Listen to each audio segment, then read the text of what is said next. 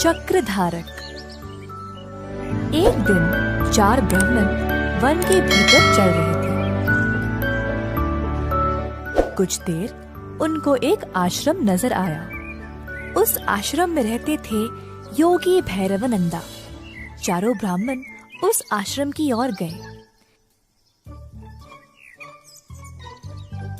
योगी जी बाहर निकलकर पूछे, कौन हो तुम लोग और यहाँ क्यों आए हो? गुरुजी, हमने आपकी अनोखी शक्तियों के बारे में सुना है। आपसे मिलकर हम धन्य हुए। क्या आप हमें भी अपने चमत्कार दिखाएंगे? ये ब्राह्मण अच्छे इरादे से यहाँ आए हैं। मुझे इनकी सहायता करनी चाहिए। योगी जी आश्रम के अंदर गए और 4 बेलचे लाकर ब्राह्मणों को सौंप दिया। ये बेलचे ले जाओ।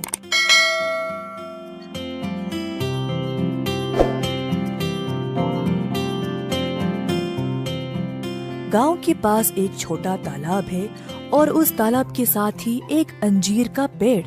उस पेड़ के पास जो लाल मिट्टी है उसे खोदो और अपना भाग्य आजमाओ। ब्राह्मणों बेलचे लेकर उसी स्थान पर आ पहुँचे।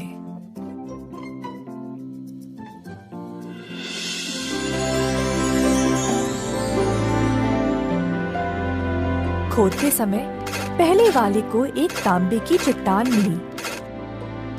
ओह ओह, कमाल है, तांबे की चट्टान। चलो वापस चलकर इसको आपस में बांट लें।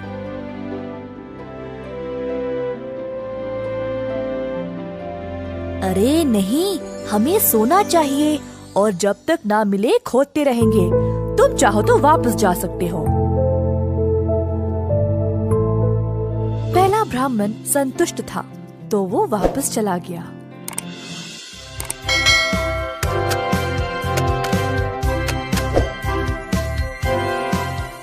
ओह ईश्वर, चांदी! मैं बहुत भाग्यशाली हूँ। चलो इसको आपस में बांट ले। शायद योगी जी इसी खजाने के बारे में बात कर रहे थे।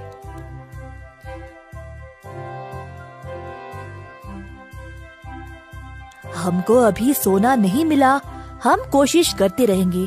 तुम चाहो तो जा सकते हो। दूसरा ब्राह्मण अपनी प्राप्ति से प्रसन्न था और वहाँ से चला गया।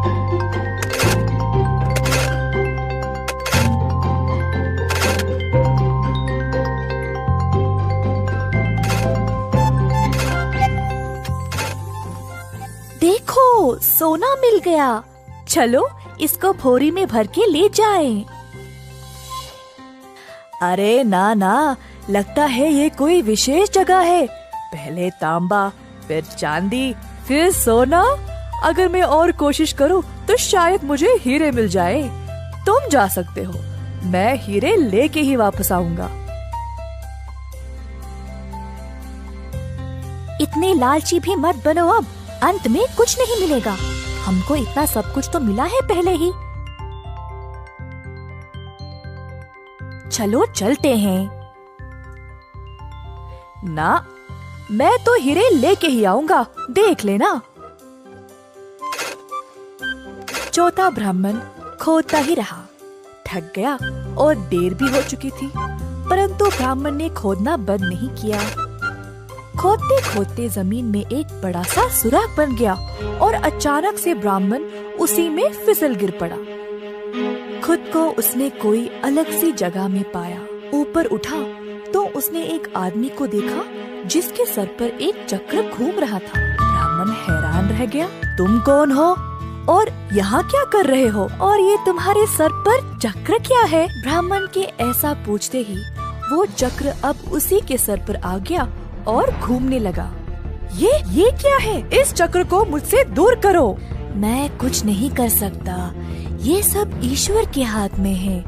इधर लालची लोग गिरते हैं, अब तुमको इस खजाने की रक्षा करनी पड़ेगी। तुम्हें ना भूख होगी ना प्यास, और ना ही तुम्हारी उम्र बढ़ेगी। मृत्यु से भी मुक्त रहोगे। पहले ये बताओ, मैं इस चक्र से मुक्त कैसे हो जाऊं? लालची लोग जब ज्यादा खोदने लगते हैं तो वे इधर गिर पड़ते हैं। कोई और तुम्हारी तरह इधर गिरेगा? अरे नहीं, इतनी बड़ी जिम्मेदारी, मैं इस चक्र का भार बर्दाश्त नहीं कर सकता। ये कब से तुम्हारे सिर पर था? नहीं पता। मैं कई वर्ष पहले यहाँ आया था जब महाराज राम का राज चल रहा था। मुझे तांबा, चांदी और सोना भी मिला, परंतु हीरों की लालच में मैं भी फिसल गिर पड़ा। बस, मेरे पास बोलने के लिए और कुछ नहीं है।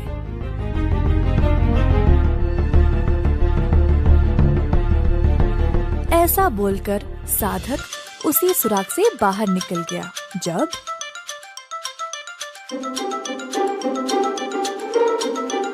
वो तो यही खोद रहा था, पता नहीं कहाँ रह गया।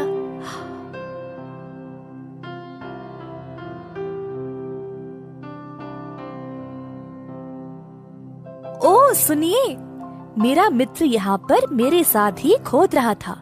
क्या आपने उसको कहीं देखा है?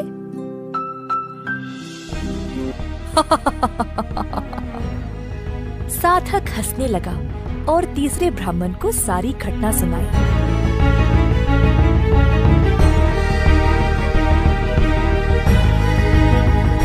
ब्राह्मण मजबूर और निराश होकर अब घर वापस लौट गया।